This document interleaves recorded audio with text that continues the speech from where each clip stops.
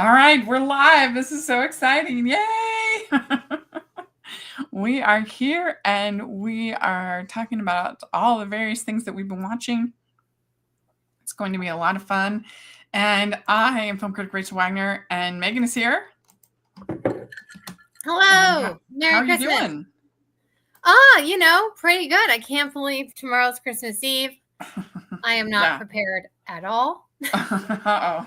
Still have Christmas cards I haven't sent. It's a disaster. Have you gotten your presents for the most part?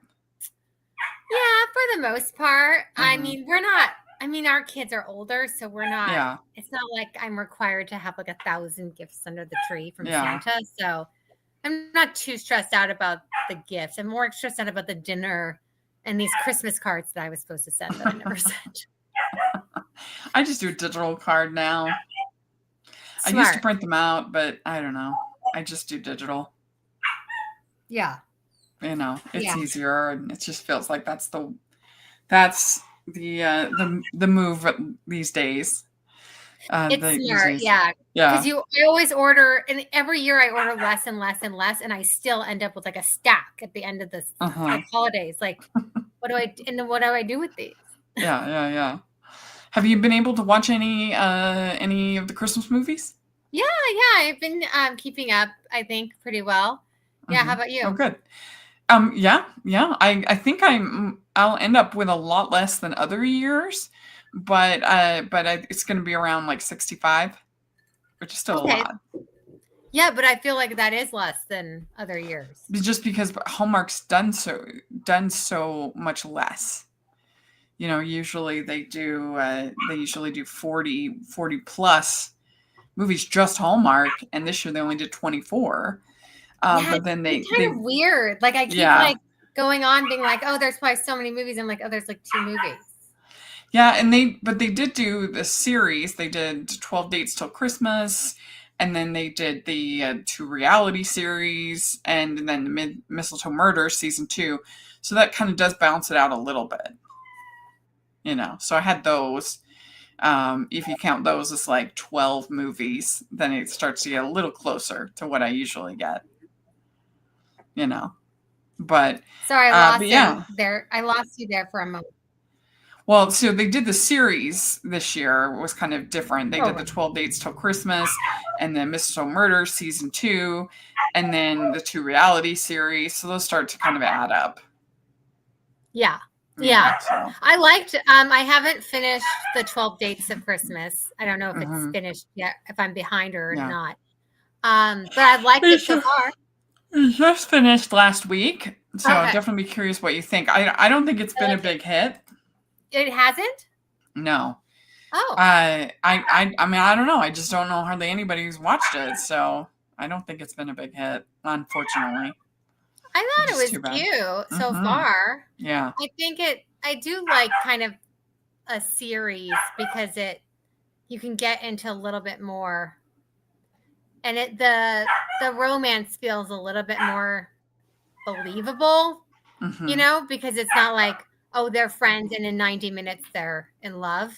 It kind of, I don't know, it kind of gives you time to get used to it. I was really confused though. At first I thought, well, I don't know. Are we allowed to? I don't want to spoil anything. I think it's okay. I was surprised that they had her kiss Richard, because usually they don't have non-endgame person that, and I knew that he wasn't endgame Richard. It was obvious that Callum was endgame, but I was still surprised that they had her kiss Richard.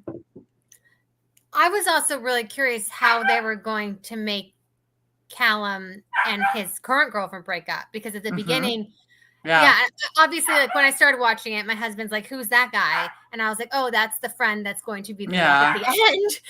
And well, he's that's why Friends to Lovers is so good, because once you put it out there, it's done. You can't take it back, and so it's such a risk, which makes it, that gives tension, makes it exciting, and so. Yeah, I think the girlfriend was so likable. I thought, I was she's definitely not your. Yeah. And so I was confused, and I was and I'm glad they made it even more in depth with her having an ex-boyfriend, because if it was just that she wanted him to do that pie thing and he didn't want, that would have been like kind of a Too dumb reason much, to yeah. break up. But because there was like this whole like backstory with this other guy, I felt like it made it better and made me feel less bad for her. Yeah. I do have the chat room open, so if anybody wants to put in their comments, and if you want to do super chat with a particular question, maybe a longer question, something like that, then feel free. That would be amazing.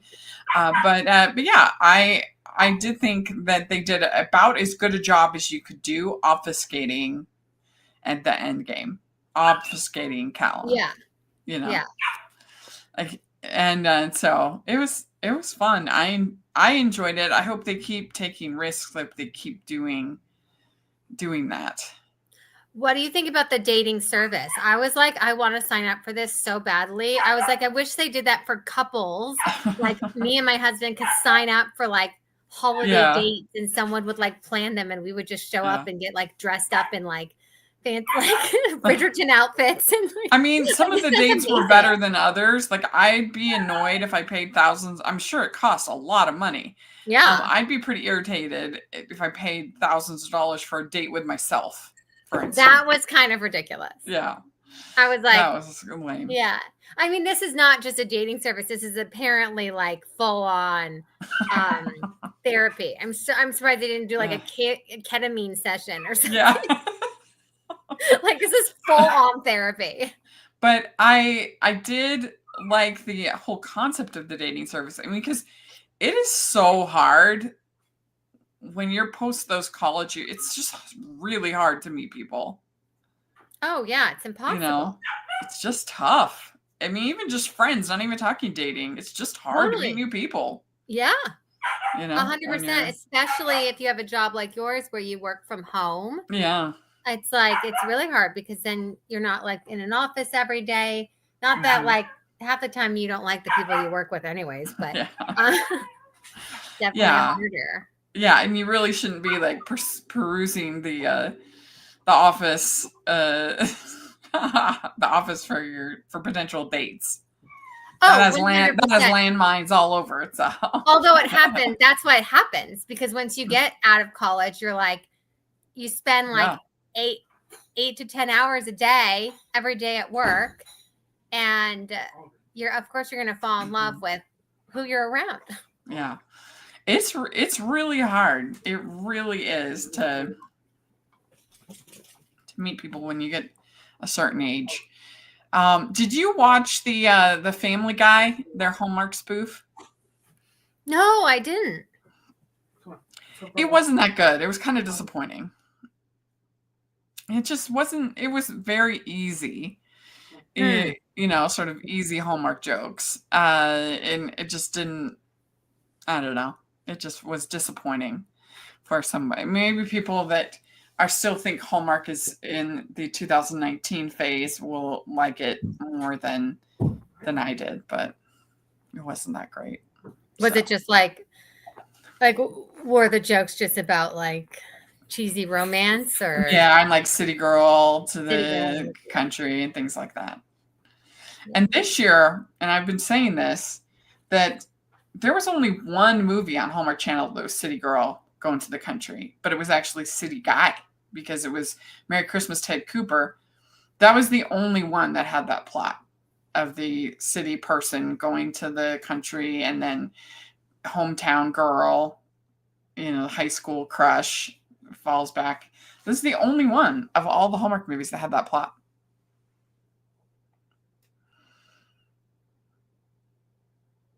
Oh, I think you crashed.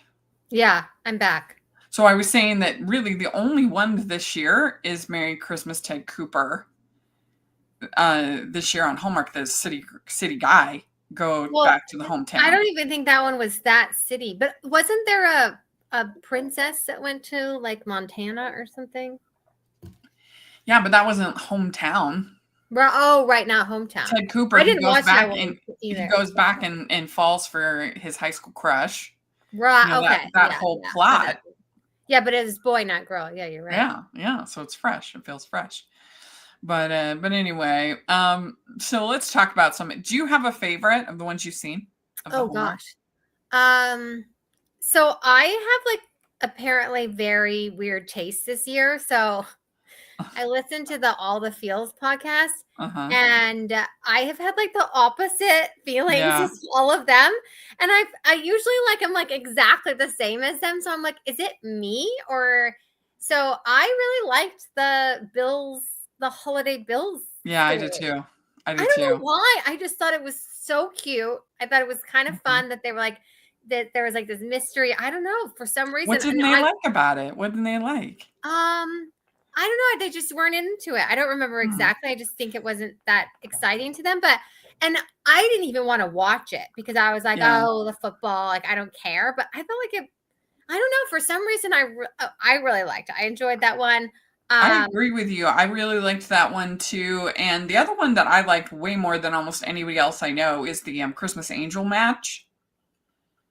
I don't know, okay. I just thought it was really clever, this idea of like angels being matchmakers and they calling the humans tender hearts and sort of I didn't need them to fall in love, the two angels. I Mhm. would I didn't really need that second layer that they were the match, but I thought it was really clever. Yeah. It was really clever.